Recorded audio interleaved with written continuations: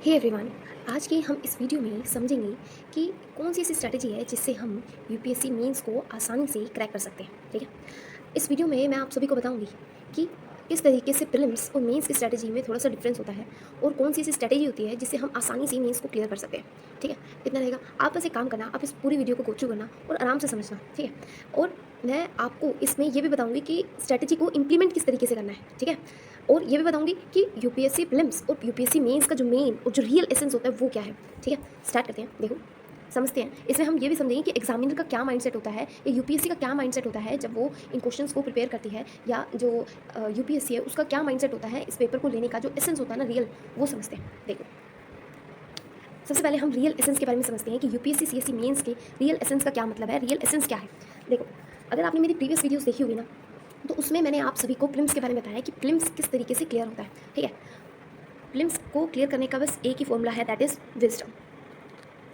ठीक है, that is wisdom. ठीक है, बाकी मैं एक न्यू वीडियो बना दूंगी जिसमें मैं बताऊंगी कि प्रीलिम्स की क्या स्ट्रेटजी होती है, लेकिन फिलहाल हम मेन पे फोकस करते हैं। मेंस आने वाला है ना, तो मेंस पे फोकस करते हैं कि मेंस की क्या स्ट्रेटजी। देखो, यूपीएससी सीएससी मेंस के बारे में जो जैसे ही आप यूपीएससी को क्रैक करते हैं ना, तो आपको कोई भी पोस्ट मिलती है, जो भी पोस्ट मिलती है, मान लीजिए आईएएस की जो पोस्ट मिलती है, आईएएस की जो पोस्ट मिलती है ना, उसमें आप बहुत साल वर्क करने बाद जो आपका रियल वर्क होता है ना, वो उसके बारे में बात करती हूँ मैं आपको रियल वर्क की बता रही हूँ। रियल वर्क क्या होता है, जब आप क्लियर कर लेते हैं और उसके बाद आपको बहुत ज़्यादा टाइम हो जाता है, उसके बाद जो आपका रियल वर्क होता है वो होता है एक फाइल।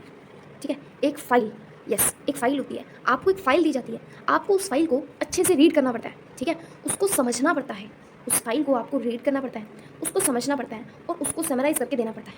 ठीक है, ये रियल वर्क है। जब आपको पोस्ट मिल जाएगी, मान लीजिए आपको आईएएस की पोस्ट मिलती है, इंडियन एडमिनिस्ट्रेटिव सर्विस की पोस्ट मिलती है, उसके बाद आपको क्या मिलता है, बहुत सारा आपको टाइम स्पेंड आप कर चुके होते हैं। उसके बाद जो रियल वर्क होता है ना, जो मेन वर्क होता है वो ये होता है कि आपको एक फाइल दी जाती है, आपको उस फाइल को अच्छे से समझना होता है, रीड करना होता है, अच्छे से उसको समझना होता है और उसको समराइज़ करके देना होता है। ठीक है, और समराइज़ करके इस तरीके से प्रेजेंट करके देना होता है कि जो सामने वाले को या गवर्नमेंट को वो अच्छे से समझ आए, ताकि आप एक बेस्ट डिसीजन बता सके और ताकि गवर्नमेंट उस पर पॉलिसी बना सके। ठीक है, ये वर्क होता है। यानी कि आपको एक फाइल पकड़ा दी जाती है, आप उसको समझते हो, अंडरस्टैंड करते हो और उसको इस तरीके से समराइज़ करते हैं, इस तरीके से प्रेजेंट करते हैं ताकि आप गवर्नमेंट को समझा सकें। और वो जो रिप्रेजेंट करने का तरीका होता है ना, वो हमारा झलकता है मीन्स में। ठीक है, और वो जो रिप्रेजेंट करते हैं ना, उसमें हमें क्या होता है, get the best decision. Government चाहती है कि आप उनको एक बेस्ट डिसीजन प्रोवाइड करें। अब डिसीजन की जो आप सभी ने डेफिनेशन समझी, डिसीजन की डेफिनेशन क्या होती है मैं बताती हूँ। डिसीजन मतलब होते हैं choose the best alternative from amongst alternative, यानी कि बहुत सारे अल्टरनेटिव हैं, उसमें से बेस्ट अल्टरनेटिव को चूज करना, that is the meaning of decision. ठीक है, जब आप किसी फाइल को रीड करते हैं, उसको समझते हैं, उसको समराइज करते हैं, समराइज करके जो आप रिप्रेजेंट करते हैं ना, रिप्रेजेंट करते हैं, तो वो जो होता है ना, उसमें डिसीजन रिप्रेजेंट होता है आपका। ठीक है, यानी कि आप प्रेजेंट जो करते हैं ना, उसमें डिसीजन रिप्रेजेंट होता है कि हमने ये डिसीजन लिया है और उसको किस तरीके से आपने उस फाइल के बाद उसके साइड में जो एक नोट बना के देते हैं ना, जो प्रेजेंट करके आप नोट देते हैं ताकि गवर्नमेंट उसको समझ पाए और बेहतर से बेहतर तरीके में आपको वो प्रेजेंट करके देना होता है। वही काम आप मीन्स में करते हैं। आपको क्वेश्चन दिए जाते हैं, आपको उन क्वेश्चंस को रीड करके समझना होता है और उसके बेस पर आपको आंसर्स लिखने होते हैं, और जो उन आंसर्स को अच्छे से रिप्रेजेंट करता है ना, उसके जो मार्क्स दिए जाते हैं वो ज़्यादा दिए जाते हैं। ये होता है यूपीएससी सीएससी मेंस का मेन टारगेट। ठीक है, जो आपसे जो एस्पिरेंट से चाहती है ना यूपीएससी, वो ये चाहती है कि हमें यार आपका जो जो प्रीलिम्स है, प्रीलिम्स के बारे में थोड़ा बता देती हूँ। प्रीलिम्स में क्या होता है यार, प्रीलिम्स में आपको क्वेश्चंस दिए जाते हैं। ठीक है, 1 2 3 4। ठीक है, इसमें आपका क्या चेक किया जाता है, इसमें आपका कॉन्फिडेंस लेवल चेक किया जाता है कि यार आपके अंदर कॉन्फिडेंस है कि आपके सामने कोई भी सिचुएशन आ जाएगी, आप उसको टैकल कर सकते हैं, ये देखा जाता है। जो कि यूपीएससी प्रीलिम्स में जो कुछ क्वेश्चंस होते हैं वो अनप्रेडिक्टेबल होते हैं, जो हम सपोज नहीं कर पाते। कुछ तो होते हैं पीवाईक्यू के बेस पे, लेकिन वो इस तरीके से क्वेश्चंस को प्रिपेयर करते हैं। कभी भी आप देखना, जो इस बार जो पेपर आया ना, वो फुली विजडम के बेस पे है। मैंने आपको बार बार कहा है, अगर आप मेरी प्रीवियस वीडियोस जाकर देखेंगे, प्रीलिम्स का जो मेन टास्क है, दैट इज जो मेन एसेंस है वो है विजडम। यूपीएससी आपको चाहती है कि हमें जो विजडम वाले पर्सन है वही मिले। ठीक है, और मेंस में क्या होता है, मेंस में आपको प्रेजेंट करना होता है खुद को, वो आपको नहीं जानते। आप सिर्फ आप अपने आंसर से उनको बता पाएंगे कि हम अपने आप को इतने अच्छे तरीके से प्रेजेंट कर सकते हैं। ठीक है, और इसका जो मेन टास्क होता है ना, इसीलिए आपसे यूपीएससी सीएससी मेंस का एग्जाम लिया जाता है, ताकि आप किसी भी फाइल को रीड कर सकें, अंडरस्टैंड कर सकें और उसको समराइज करके गवर्नमेंट को दे सकें और बेस्ट डिसीजन चूज करके दे सकें, ताकि गवर्नमेंट उस पर अपनी जो पॉलिसी बना सके। ठीक है, इतना समझ आ गया। तो मैंने आपको यूपीएससी के सीएससी मेंस का रियल एसेस बता दिया। जिस लिए यूपीएससी सीएससी मेंस आपसे लिया जाता है वो ये है कि आपको प्रेजेंट करना आना चाहिए। ठीक है, आपकी प्रेजेंटेशन देखी जाती है, आंसर की प्रेजेंटेशन देखी जाती है। समझ आ गया? ठीक है, अब मैंने आपको ये बता दिया कि रियल एसेंस क्या है यूपीएससी सीएससी मेंस का। और प्रीलिम्स का क्या है? प्रीलिम्स का है wisdom. Wisdom in the sense कि आपको क्वेश्चंस दिए जाते हैं, उसमें आपको डिसीजन, उसमें भी आपको डिसीजन बहुत सारे ऑप्शंस होते हैं कई बार। जैसे सी सेट है, सी सेट में आपका एप्टीट्यूड लेवल देखा जाता है ना, उसमें भी क्या होता है, आपको एक बेस्ट डिसीजन आंसर करके देना होता है। ठीक है, सी सेट का आप पेपर जब सोल्व करेंगे तो आपको लगेगा यार इसमें तो विजडम की नीड है। और विजडम का मैंने आपको बताया, विजडम का मीनिंग क्या होता है, जब भी आप किसी मतलब किसी वर्ड की डेफिनेशन समझोगे ना अच्छे से, तब आपको समझ आएगा कि यार एग्जैक्ट गेम क्या है। ठीक है, जैसे मैंने आपको डिसीजन की बताई, to choose the best alternative from amongst alternative. In the same way films में विजडम की नीड होती है ना, विजडम का बताती हूँ। विजडम क्या होता है, नॉलेज प्लस एक्सपीरियंस, यानी कि हमें जितनी भी नॉलेज है उसके बेस पे प्लस हमारे पास जितना भी हमने लाइफ में गेन किया है एक्सपीरियंस, उन दोनों को मिला के जब हम उसको अप्लाई करते हैं, that is known as the wisdom. ठीक है, इसका एक छोटा सा एग्जांपल मैं आप सभी को देती हूँ। जैसे पहले क्या होता था, अब के नहीं, बहुत ज़्यादा पुराने टाइम पे बात बता रही हूँ कि विलेज में हम जाते थे। विलेज में जो मान लीजिए एक विलेज है, ठीक है, तो अब तो जैसे एजुकेशन वगैरह के बेस पे देखते हैं, लेकिन पहले पहले बहुत ज़्यादा वहाँ पर एक समझदार व्यक्ति होता था, वो उस गाँव के, उस विलेज के डिसीजंस लेता था। अब वो जो समझदार व्यक्ति होता था, बहुत सारे पर्सनस होते थे विलेज में, कौन, एक तो एजुकेटेड होते थे, ठीक है, एक जिनके पास एक्सपीरियंस होता था, लेकिन ना ही एजुकेटेड पर्सन को बनाया जाता था मेन हेड विलेज का, ना ही एक्सपीरियंस पर्सन को बनाया जाता था। ठीक है, मेन हेड जो बनाया जाता था ना, वो बनाया जाता था जिसके पास विजडम हो। और विजडम कैसे आती है, जब हम अपनी एजुकेशन प्लस अपने एक्सपीरियंस को अप्लाई करें। और विजडम आती है समझदारी से। जैसे आपने बहुत सारी स्टोरीज सुनी होगी, जैसे अब एक एलिमिनेशन टेक्निक सबने सुनी है ना, एलिमिनेशन टेक्निक का बताती हूँ। जो एलिमिनेशन टेक्निक है ना, इसे कहते हैं विजडम। बहुत सारे क्वेश्चंस थे, बहुत सारे क्वेश्चंस होते हैं, ठीक है, ऑप्शंस होते हैं ना फिल्म्स में, लेकिन हमें ये लगाना पड़ता है यार इसका आंसर क्या होता है, that is known as the wisdom. अब वो विजडम कहाँ से आएगी कि हमने पहले पिछले साल के पेपर को एनालाइज किया, ठीक है, देन हमने एक्सपीरियंस लगाया, देन हमने अपनी नॉलेज लगाई, देन हमने वहाँ अप्लाई किया, फिर भी हमें डाउट हो कि यार इनमें से एलिमिनेशन करके हमने आंसर निकाला। इसका एक और थोड़ा सा एग्जांपल, थोड़ा सा और मैं बताती हूँ अच्छे से।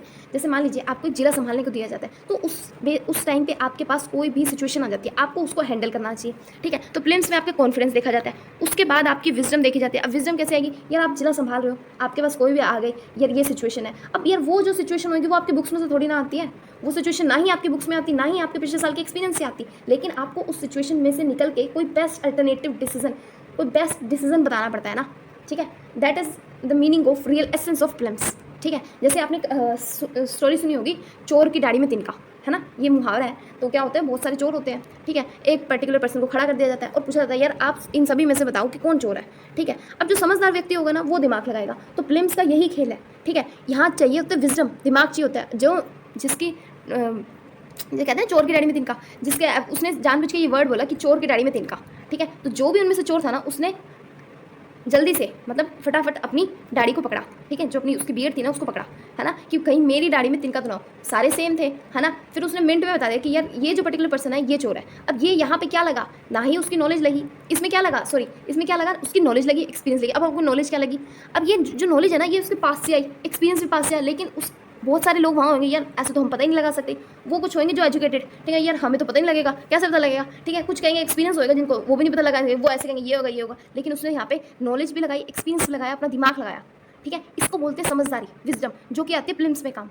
ठीक है, अब उसने ये दिमाग, ये वर्ड उसने क्यों बोला कि चोर की दाढ़ी में तिनका। जो भी चोर होगा ना वो फटाफट से अपनी जो बियर्ड होगी उसको टच करेगा कि कहीं मेरी दाढ़ी में तिनका ना हो, है ना। तो इसको कहते हैं, यही यूपीएससी चाहते हैं कि हमें ना ही कोई रट्टू तोता चाहिए, ठीक है, जो सिर्फ एजुकेशन के बेस पे आया हो, ना ही हमें कोई ऐसा पर्टिकुलर पर्सन चाहिए जिसके पास एक्सपीरियंस हो। वो चाहते हैं कि हमें एक समझदार व्यक्ति चाहिए, और समझदारी आती है नॉलेज, एक्सपीरियंस, इन सब को अप्लाई करके। जैसे जैसे आप बार बार क्वेश्चन पेपर को एनालाइज करते हैं, अपनी नॉलेज बढ़ाते हैं, कुछ दिमाग लगाते हैं ना, उससे आपकी इंक्रीज हो जाती है। जो रीजनिंग, जो सी सेट का पेपर है ना, वो इसी बेस पे प्रिपेयर किया गया। ठीक है, मैंने आपको फिल्म्स का बता दिया, मेंस का आपको मैंने ये बता दिया कि रियल वर्क क्या होता है मेंस में। मेंस का जो रियल वर्क होता है, रियल एसेंस क्या होता है कि हमें अपने आंसर्स को रिप्रेजेंट करना होता है उनके सामने। ठीक है, क्योंकि जो जब आपको पोस्ट मिल जाती है ना, उसके बाद जो आपका रियल वर्क यही होता है कि आपको एक फाइल पकड़ा दी जाती है, उसको आपको समझना होता है। ठीक है, और उसको समराइज करके देना होता है ताकि गवर्नमेंट उसको अप्लाई कर सके। ठीक है, पॉलिसी बना सके उस पर। ठीक है, तो ये मैंने आपको दो चीज़ बता दी, क्या कि मैंने इसी वीडियो में आपको रियल एसेंस ऑफ फिल्म्स बता दिया, real essence of CSC mains बता दिया। ठीक है, अब आगे चलते हैं कि कौन सी हमें स्ट्रैटेजी अप्लाई करनी चाहिए। देखते हैं, अब हमें ये देखना है कि क्या स्ट्रेटजी अप्लाई करें और इस स्ट्रेटजी को इंप्लीमेंट कैसे करें। ठीक है, अब मैंने आपको बता दिया प्रेजेंट करना है आपको अपने आंसर्स को। ठीक है, अब इस स्ट्रेटजी देखो, स्ट्रेटजी का जो मेन टास्क है ना वो ये है कि आपको अपने क्वेश्चंस को कंप्लीट करना है। ठीक है, कंप्लीट ऑल द क्वेश्चंस। अगर आपने क्वेश्चंस को कंप्लीट नहीं किया ना, तो आप वैसे ही रेस से बाहर हो जाएंगे। जैसे सी सेट है, सी सेट एक क्वालिफाइंग एग्जाम है ना, तो ये भी एक क्वालिफाई मानो कि अगर आपने कंप्लीट नहीं करे ना क्वेश्चंस, तो आपको वहाँ से उस रेस में शामिल नहीं किया जाएगा। यार आप पहला टास्क ही कंप्लीट कर रहे हैं, पहला टास्क ये है कि ऑल क्वेश्चंस को कंप्लीट करना, वही नहीं कर रहे तो आपको सिलेक्शन कैसे होगा। ठीक है। लेकिन हाँ, इसका भी क्योंकि हर जगह एक्सेप्शंस तो होती है, ठीक है, तो यहाँ पे भी है। एक्सेप्शन क्या है कि मान लीजिए किसी के नोट्स इतने ज़्यादा अच्छे हैं कि एग्जामिनर को बहुत ज़्यादा अच्छे लगे, तो वो उन आंसर कॉपी को मतलब रख लेते हैं और उनके ऊपर मार्क्स डिसीजन करते हैं, मतलब उनका सिलेक्शन करते हैं इन द वे। ऐसे कुछ टॉपर्स हैं, मेरे को रिकॉल नहीं हो रहा, लेकिन हाँ मैंने एक दो टॉपर्स के बारे में सुना था जिन्होंने ये बताया कि हमने सारे क्वेश्चंस नहीं अटैम्प्ट किए थे, लेकिन उनके बाद भी उनका सिलेक्शन हुआ। इसका मेन रीज़न था उनके नोट्स का प्रेजेंटेशन। उनके नोट्स इतने ज़्यादा बेहतरीन होते थे कि जो एग्जामिनर है वो उनको चूज़ कर लेते। लेकिन मैंने कुछ ऐसे भी सुने जिनके नोट्स बढ़िया थे, उसके बावजूद भी उनको नहीं सिलेक्शन हुआ। द रीज़न बिहाइंड दैट कि उस टाइम एग्जामिनर का माइंड भी देखा जाता है, लेकिन मतलब एग्जामिनर का क्या माइंड सेट है कि लेकिन उनको जो वो दिया जाता है ना, जो मेन टास्क दिया जाता है, तो ये कि भी यार आप उन कॉपीज़ को निकाल दीजिए जिन्होंने फर्स्ट टास्क ही नहीं कंप्लीट किया। तो कोशिश करिए जो आपका फर्स्ट टास्क है, कंप्लीट ऑल द क्वेश्चंस, कि हमें इतने टाइम में कंप्लीट करना है उन क्वेश्चंस को, इतना याद रहेगा, ठीक है। अब सेकंड स्ट्रेटजी क्या है कि बेस्ट रिप्रेजेंटेशन ऑफ आंसर। हमें अपने आंसर्स को रिप्रेजेंट करना है अच्छे से, ठीक है, बेस्ट प्रेजेंटेशन देनी है, ठीक है। अब ये कैसे, अब ये समझ आएगा ना बेस्ट प्रेजेंटेशन, क्योंकि बहुत सारी कॉपीज़ होंगी, सबको क्वेश्चन आता है, छोटे छोटे क्वेश्चन पूछे जाते हैं, जैसे सुनामी के बारे में बताओ, ठीक है, सिंपल क्वेश्चन पूछे जाते हैं। आपका दूसरे की आंसर कॉपी से कैसे डिफरेंट होगा आंसर, ठीक है, क्यों आपको वो सिलेक्ट करें, ठीक है। मैंने आपको यही बात फिल्म से बताई थी, बहुत सारे लोग हैं, उनमें से आपको क्यों सिलेक्ट किया जाए। वो दिमाग वाले पर्सन को सिलेक्ट करेंगे जिसके पास विजडम होगी, जिसको प्रेजेंट करना अच्छे से आता होगा, उसी को सिलेक्ट करेंगे। तो आपको अपने नोट्स को प्रेजेंट करना आना चाहिए अच्छे से, ठीक है। अब मैंने आपको ये दो तो बता दी, अब यार ये दो चीज़ें होंगी कैसे। अब ये चीज़ें होंगी PYQ के एनालिसिस से, सिलेबस के एनालिसिस से। अब यार अगर आपको कंप्लीट करने हैं ना ओल्ड क्वेश्चंस, क्योंकि वहाँ पर इतना टाइम नहीं होता कि आप क्वेश्चंस को वहाँ पर देखें और वहाँ लिखें, नहीं, ये होगा PYQ के एनालिसिस से। अगर आप यहीं से ही पढ़ के गए हैं कि यार ये पिछले साल के क्वेश्चंस में पूछा गया था, तो मैं ये यहाँ पर अप्लाई लिख सकता हूँ, ठीक है, या लिख सकती हूँ, तो ये आएगा PYQ के एनालिसिस से। क्योंकि वहाँ इतना टाइम नहीं होता कि आप सारे क्वेश्चंस इतने टाइम पीरियड में आप सोच भी लें और कर भी लें। और प्रेजेंटेशन कैसे होगी नोट्स की, जो आपके नोट्स की प्रेजेंटेशन जब आप यहाँ प्रिपेयर करके ले जाएंगे ना, तब भी आप वहाँ लिख पाएंगे। अगर आपने यहाँ प्रिपेयर नहीं करेंगे तो वहाँ कैसे लिख पाएंगे यार, ठीक है। तो आपको इन दोनों को कवर करना पड़ेगा, तभी आप CSE मेंस को कवर कर सकते हैं। और ये दोनों चीज़ें कवर कैसे होंगी, इनको इम्प्लीमेंट करने का तरीका क्या है, इनको इम्प्लीमेंट करने का तरीका बस इतना सा है कि आपको सिलेबस को एनालाइज करना है, ठीक है। सिलेबस को जब आप एनालाइज करेंगे, PYQ को एनालाइज करेंगे, तब आएगा। और नेक्स्ट क्या है, ये दोनों किसके बेस पे, मैंने कहा था इस पूरे पेपर में क्या लगती है, नॉलेज। ये है नॉलेज के बेस पे, और ये है एक्सपीरियंस। जब आपने ये कर लिया, तो जब आप आंसर राइटिंग स्किल्स का मतलब कुछ नहीं है, जो भी नोट्स आप प्रिपेयर करेंगे ना, उनको जब जिस तरीके से प्रेजेंट करेंगे उसको बोलते हैं आंसर राइटिंग स्किल्स, जैसे इंट्रो, बॉडी, कंक्लूजन, ठीक है, और गुड स्पीड, है ना, इन दो की। अब ये जो दोनों चीज़ें ना, ये है एक्सपीरियंस के बेस पे, और इन दोनों का जो प्लस होता है ना, इन दोनों का जो प्लस होता है, that is known as wisdom, ठीक है। एक्सपीरियंस कैसे आएगा कि आप बार बार लिखेंगे, स्पीड आपकी इंक्रीज होगी, आंसर राइटिंग स्किल्स इंक्रीज होगी, that is the known as experience. और सिलेबस को जब आप एनालाइज करेंगे, PYQ एनालाइज करेंगे ना, that is known as education. और हमें क्या करना है इस पूरे एग्जाम में, UPSC का जो पूरा प्रोसेस है ना, वो यही है कि हमें अपनी नॉलेज प्लस अपने एक्सपीरियंस को अप्लाई करना आना चाहिए। और इन दोनों को अप्लाई करना क्या कहलाता है, विजडम कहलाता है। ऑलराइट, मैंने आपको बता दिया, क्योंकि वहाँ पर इतना टाइम नहीं होता कि आप वहाँ पर क्वेश्चंस को इतने टाइम पीरियड में कंप्लीट कर पाएँ, न्यू क्वेश्चंस को अटैम्प्ट कर पाएँ, ठीक है, और प्रेजेंट कर पाएँ अपने क्वेश्चंस को। तो इसके लिए क्या है, सिलेबस को एनालाइज करना चाहिए, PYQ एनालाइज करना चाहिए। यार आप खुद सोचो, इतनी बड़ी जो ये UPSC मेंस UPSC है एग्ज़ाम है ना, ये 6 to 12 की बुक से क्लियर हो रहा है यार। 6 to 12 की बुक्स क्यों पढ़नी पड़ रही है। इसका मेन टास्क ये है यार, उन्हें वो वाले बच्चे नहीं चाहिए जो एजुकेटेड हो, वो नहीं चाहिए जिनके पास एक्सपीरियंस हो, उन्हें वो चाहिए जिनके पास विजडम हो, ठीक है। और अब एक बात और सुनो यार, आपने जैसे कई कहते हैं कि यार 6 to 12 तक बुक्स रीड करो, हाँ मैं ये नहीं कह रही नहीं रीड करनी चाहिए, ऑफकोर्स करनी चाहिए, स्टैंडर्ड बुक सभी रीड करनी चाहिए। पर यार जब आपने अपने बचपन में 6 to 12 की बुक्स रीड करते हैं, तभी तो आप यहाँ तक पहुँचे हो, ठीक है। कुछ होता है कि हमने नहीं पढ़ी, बुक्स नहीं पढ़ी होती, तो हम उसको गो थ्रू कर लेते हैं, या कोई कॉन्सेप्ट नहीं आता वो गो थ्रू कर लेते हैं। लेकिन मान लीजिए आप किसी युद्ध में जा रहे हैं, ठीक है, बचपन से आपने भाला चलाना, तलवार चलाना, धनुष चलाना, सब कुछ सीखा हुआ है युद्ध में।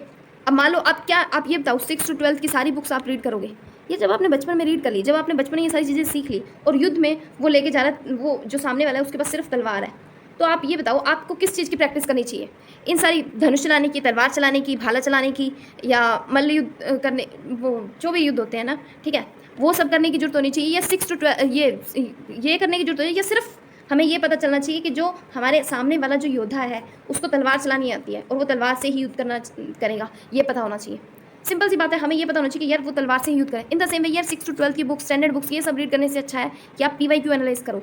ये देखो कि युद्ध में मतलब जो भी वॉर होगा, आई मीन टू से मतलब सपोज कर लो कि जो आपको यूपीएससी का पेपर देना होगा उसमें आप पीवाईक्यू को एनालाइज करो ना, एज कम्पेयर टू 6 to 12 की बुक्स, स्टैंडर्ड बुक्स। ये तब रीड करनी है जब आप पीवाईक्यू को अच्छे से कंप्लीट कर पाए, जब आप तलवार अच्छे से सीख गए, सारे उसके वो कर ले, बहुत सारा एक्सपीरियंस ले लिया, उसके बाद आप जाओ धनुष पे और भाले पे या जो भी अपने बचपन में सीखे हैं। इसलिए कोशिश करो कि पहले पीवाईक्यू करो, देन आप 6 to 12 की बुक्स पे जाओ, देन आप स्टैंडर्ड बुक्स पे जाओ। हाँ, जो बीच में कॉन्सेप्ट्स, क्योंकि अब तक यार आप इतना पढ़ चुके हो, ठीक है। मान लीजिए आपको पीवाईक्यू में कोई कॉन्सेप्ट आ गया, मान लीजिए कोरियोलिस फोर्स के ऊपर आ गया, मान लीजिए वाटर वेपर के ऊपर आ गया, या कोई भी आ गया, तो उसको वहीं पढ़ लो। नो नीड टू गो कि हमें 6 to 12 की बुक्स अच्छी तरह डीपली पढ़नी है। हाँ पढ़नी है, लेकिन पहले आप पीवाईक्यू को अच्छे से कर लो, तलवार चलाना सीख लो, उसके बाद आप धनुष वगैरह सब चला लेना। लेकिन पहले ये देखो कि जो सामने वाला योद्धा है उसके पास तलवार है, वो तलवार से ही लड़ेगा, तो इससे बढ़िया पीवाईक्यू करो। वो क्यों करते हो? बुक्स को करो लेकिन बाद में करो, लेकिन पहला जो आपका मेन टास्क होता है पीवाईक्यू सिलेबस, ठीक है। इतना समझ आ गया? तो मैंने आपको बता दिया कि स्ट्रैटेजी क्या लगेगी और उसको इंप्लीमेंट किस तरीके से करना है। दो समझ आ गए? अब थर्ड देखते हैं। अब बात कर लेते हैं कि हमें किस तरीके से ये करना है। अब इनमें से मैं इस जो साइड में है ना, इसमें मैं ना एक सेकेंड, इसमें ना हम वो करेंगे, कैटेगराइज करेंगे एस्पिरेंट्स को किस तरीके से होते हैं। कुछ होते हैं एस्पिरेंट्स जिनकी स्पीड अच्छी होती है, एक सेकेंड, कुछ एस्पिरेंट्स होते हैं जिनकी स्पीड अच्छी होती है, कुछ एस्पिरेंट्स होते हैं जिनकी नोट्स अच्छी होती है, कुछ जिनकी राइटिंग अच्छी होती है। या जिनकी राइटिंग अच्छी है ना उनके पास एडवांटेज है, ठीक है। लेकिन जिनकी राइटिंग अच्छी नहीं है ना, वो ऐसे मत समझो यार हमारे पास एडवांटेज नहीं है, ऐसा कुछ नहीं होता, ठीक है। अगर जिनके पास मान लीजिए राइटिंग अच्छी नहीं है तो आप ये करो, कंप्लीट करो ऑल क्वेश्चंस को, ठीक है। प्लस जो अपने नोट्स है ना वो इतने बेहतरीन तरीके से प्रिपेयर करो कि आपको ज़्यादा लिखने की नीड ही ना पड़े, क्योंकि जैसे ही आपने नोट्स प्रिपेयर करें, अच्छे से प्रेजेंट करा, अच्छे से प्रेजेंट करने में क्या होगा यार, आप मैप बनाओगे, मैप बनाना, ठीक है, ठीक है, मैप बनाओगे, ठीक है, डायग्राम्स का यूज़ करोगे। जिसकी राइटिंग अच्छी नहीं है ना, वो अपने जो नोट्स है ना वो बहुत ही बेहतरीन तरीके से प्रेजेंट करना सीखो, ठीक है। समझ आ गया इतना? जिसकी राइटिंग अच्छी है उसके पास तो एडवांटेज है कि अगर वो अपनी जो स्पीड है वो भी नॉर्मल रख सकते हैं और नोट्स भी अच्छे से कर सकते हैं, जिनकी राइटिंग अच्छी है, ठीक है, क्योंकि उनको एक एडवांटेज मिलती है। आप खुद सोचो यार, हम कभी भी मान लीजिए बहुत सारी भीड़ है तो हमें अगर किसी से बात करनी होगी तो हम चूज़ करेंगे उस पर्टिकुलर पर्सन को जो सुंदर दिख रहा हो, है ना। ये सबका माइंड है, ठीक है। जो भी अपने आप को, क्योंकि हम इस चीज़ से भाग नहीं सकते, हमें ये एक्सेप्ट करना ही पड़ता है। जिसकी भी राइटिंग अच्छी है या कोई भी पर्टिकुलर पर्सन जिसने अच्छे कपड़े पहने होते हैं या खुद का अच्छा बना रखा होता है, मीडियम, ये नहीं करी बहुत ज़्यादा, ठीक है, मीडियम पे, हम उसी को ही चूज़ करते हैं, उसी से बात करना पसंद है। इन द सेम वे राइटिंग में भी ऐसा होता है, जिसकी राइटिंग अच्छी होती है उसी को ही प्रेफरेंस थोड़ा दिया जाता है, ठीक है। ये नहीं है, ये माइंड साइकोलॉजी है ये, ठीक है, समझ गए। और जिसकी राइटिंग अच्छी नहीं है वो बिल्कुल भी मत घबराओ, राइटिंग अच्छी नहीं है कोई बात नहीं, नोट्स इतने अच्छे से प्रिपेयर करो कि आपको राइट ज़्यादा करना ही ना पड़े, ठीक है। वहाँ पे आप मैप का यूज़ करो, डायग्राम्स का यूज़ करो, ठीक है। इतना आ गया? देन क्या होता है, नोट्स। अब कुछ स्टूडेंट होते हैं जिन्होंने नोट्स अच्छे से प्रिपेयर करते हैं, यार उनकी ना स्पीड लेस भी चल जाएगी, लेकिन it's depends on the examiner point of view. मतलब एग्जामिनर का उस टाइम क्या पॉइंट ऑफ व्यू है। मान लीजिए एग्जामिनर को आपके नोट्स अच्छे ना लगे, क्योंकि आपने तो बेहतरीन तरीके से रिप्रेजेंट किया, कुछ का होता है नहीं लगे होंगे अच्छे, है ना, तो लेस क्वेश्चंस आप अटैम्प्ट कर सकते हैं, बट स्पीड लेस कर सकते हैं, लेकिन चांसेस होते हैं। तो कोशिश करो सभी के लिए, चाहे स्पीड सही हो ना हो, नोट्स अच्छे हो ना हो, राइटिंग अच्छी ना हो, फर्स्ट टास्क को आप कंप्लीट करो, that is complete all the question. This is the main task. जैसे सी सेट है ना, सी सेट क्वालिफाइंग है ना, ये भी एक क्वालिफाइंग है कि आपको ऑल क्वेश्चंस को कंप्लीट करना ही है। देन सेकंड थिंग आती है प्रेजेंटेशन करने की, ठीक है। और अगर आपको ये करना है ना कंप्लीट ऑल क्वेश्चंस, तो ये अपने आप प्रेजेंटेशन ऑफ आंसर करता है, क्योंकि जैसे आप कोशिश करो, क्योंकि कोई लिख ही नहीं सकता इतने में यार। अगर आप कंप्लीट ऑल क्वेश्चंस करोगे ना, तो इतने में आपको अपने जो नोट्स है ना वो बढ़िया तरीके से बनाने पड़ेंगे, जिसमें आप मैप डायग्राम्स का यूज़ करोगे, तभी आपकी जो राइट वर्ड्स करने के ना वो कम हो जाएंगे और प्रेजेंटेशन ज़्यादा हो जाएगा, जिससे आपका कंपनसेशन हो जाएगा। आई मीन कि पूरे क्वेश्चन आप आसानी से अटैम्प्ट कर पाओगे अगर आपने जो नोट्स है वो अच्छे से प्रिपेयर करे होंगे। क्योंकि जैसे ही आप नोट्स अच्छे से प्रिपेयर करोगे तो उसमें आप डायग्राम डाल दोगे, मैप डाल दोगे, तो जो स्पेस जो आपकी लिखने की स्पेस लेंगे ना, उसकी जगह आपके डायग्राम स्पेस ले जाएंगे, मैप स्पेस ले जाएंगे, ठीक है। तो कोशिश करो कि इन दोनों को साथ लेके चलो। एक तो कंप्लीट ऑल क्वेश्चंस, और ऑल क्वेश्चंस कंप्लीट कैसे होंगे, अगर आपके जो नोट्स हैं वो प्रिपेयर होंगे, ऑलरेडी प्रिपेयर होंगे, ताकि आपको वहाँ जाके सोचना ना पड़े। सेकंड थिंग, आपके जो डायग्राम्स है, मैप है, वो स्पेस ले लेंगे किस चीज़ की, लिखने की, ठीक है। और स्पीड जिनकी अच्छी है, तो वो स्पीड जिनकी अच्छी है, ठीक है, बहुत ज़्यादा अच्छी होती होंगी कहीं की, है ना, तो मीडियम क्वालिटी ऑफ प्रेजेंटेशन भी रख सकते हैं, ठीक है। लेकिन मेरे अकॉर्डिंग जो ये दिया गया है ना, मतलब जिस टाइम पीरियड में लिखना है, तो उसमें आपको अपने क्वेश्चन को कंप्लीट करने के लिए बेस्ट नोट्स प्रेजेंटेशन बनानी ही पड़ेगी, वहाँ जाके आप नहीं सोच सकते। और ये सब आता है, मैंने आपको बताया था कि इस तरीके से करना है, पीवाईक्यू के एनालिसिस से, ठीक है, पीवाईक्यू के एनालिसिस से, ताकि आपको पता चल जाए कौन कौन से क्वेश्चन पूछे जाते हैं, ठीक है, सिलेबस के एनालिसिस से, आंसर राइटिंग स्किल्स से, गुड स्पीड से, ठीक है। सो एक बात और कहना चाहूँगी यार, प्लीज़ पहले ही लिख के देख लेना, ठीक है। वहाँ पर जाकर हैंड बहुत ज़्यादा पेन करेगा आपका, क्योंकि बहुत सारे क्वेश्चंस होते हैं और अगर आप चाहते हैं कि आपका जो हाथ है वो पेन ना करे तो इसके लिए आप नोट्स अच्छे प्रिपेयर करें, ठीक है। प्रेजेंटेशन ज़्यादा रखें। जैसे मान लीजिए कोयल के बारे में कोई क्वेश्चन आया तो आप मैप में प्रेजेंट कर दें कि भाई यहाँ कोयल मिलता है। जैसे मान लीजिए सोइल के बारे में, यानी कि मिट्टी के बारे में, मृदा के बारे में क्वेश्चन आया तो आपको पता होना चाहिए लैटराइट मिट्टी कहाँ है, ठीक है। तो आप क्या करें, एक मैप बनाएं, ठीक है। जैसे हम ये देख लेते हैं, एक सेकेंड। जैसे आपने ऐसे प्रेजेंट करना, मैप बना दिया, मान लीजिए किसी मिट्टी के बारे में पूछा तो आपको यहाँ पे बता दिया कि यार यहाँ लैटराइट मिट्टी है, ठीक है। यहाँ पे कौन सी वाली मिट्टी आएगी, काली मिट्टी है, ठीक है, ब्लैक सॉइल, ठीक है। यहाँ कौन सी आ जाएगी, जलोढ़ मिट्टी है। इस तरीके से आपको बताना पड़ेगा। और जैसे मान लिया आपने ये बता दिया ना कि लैटराइट मिट्टी है, तो यार यहाँ पे लिख दो कि यहाँ पे ना काजू, कैश्यू की, टी की, कॉफ़ी की, है ना, ये मिलती है। यार इस तरीके से ही आपको वहाँ पे प्रेजेंट करना पड़ेगा, तभी आपके कंप्लीट होंगे ऑल क्वेश्चंस टाइम पे, ठीक है। और ये जो चीज़ है ना, ये दोनों चीज़ में हेल्प करिए। एक तो आपके जो नोट्स होंगे वो अच्छे दिखेंगे, प्लस आपके जो क्वेश्चंस हैं वो कंप्लीट होंगे सिर्फ इसी स्ट्रेटेजी से कि आपने नोट्स को बेहतरीन तरीके से बनाया है through diagrams, by diagrams, by maps and all, ठीक है। और ये सारी चीज़ आएगी हमें PYQ के एनालिसिस से, सिलेबस के एनालिसिस से। आई होप आपको वीडियो अच्छी लगी होगी और समझ आई होगी, ठीक है। मैं आपके लिए और भी ऐसी वीडियोस लाऊंगी जिसमें मैं आपको डिटेल में समझाऊंगी कि क्या मीनिंग होता है, और साथ में मैं और भी मतलब हम टॉपिक्स भी कवर कर लेंगे। अगर आप चाहेंगे तो मुझे जो कमेंट में करेंगे मैं ज़रूर आगे टॉपिक प्रिपेयर करके लाऊंगी आंसर राइटिंग्स के लिए। और जो मेन टॉपिक्स होते हैं PYQ को एनालाइज करके ब्रेक डाउन करेंगे, अच्छे से समझेंगे, ठीक है। आई होप आपको वीडियो अच्छी लगी होगी एंड अगर वीडियो अच्छी लगी तो लाइक, सब्सक्राइब एंड शेयर करना। मिलते हैं नेक्स्ट वीडियो में।